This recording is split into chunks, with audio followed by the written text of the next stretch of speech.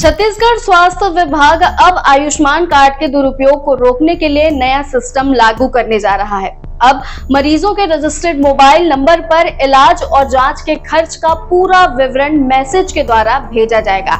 जैसे कि आपको पैसे जमा होने या पैसे कटने का मैसेज बैंक के द्वारा आता है, वैसा ही मैसेज अब स्वास्थ्य विभाग की तरफ से आपके मोबाइल फोन पर आएगा, जिससे फर्जीवाड़े पर कड़ी नजर रखी जा सकेगी। कार्ड ब्लॉक होने या जरूरत से ज्यादा पैसे कटने की स्थिति में मरीज तुरंत सूचित होंगे। ये कदम मरीजों को सुरक्षा देने के साथ साथ वित्तीय गड़बड़ियों को रोकने में मदद करेगा। दरअसल मरीजों से स्वास्थ्य विभाग के पास कई बार इस तरह की शिकायतें आती हैं कि जितना इलाज नहीं हुआ उससे ज्यादा पैसे उनके खाते से काट लिए गए हैं। इस मामले में कुछ समय पहले विभाग ने स्वास्थ्य सहायता योजना के ऑडिट में बड़ी गड़बड़ी भी पकड़ी थी, इसीलिए अब ये उपाय लाया जा रहा है। ऐसी लेटेस्ट अपडेट्स के लिए वयम छत्तीसगढ़ को सब्सक्राइब करना ना भूलें।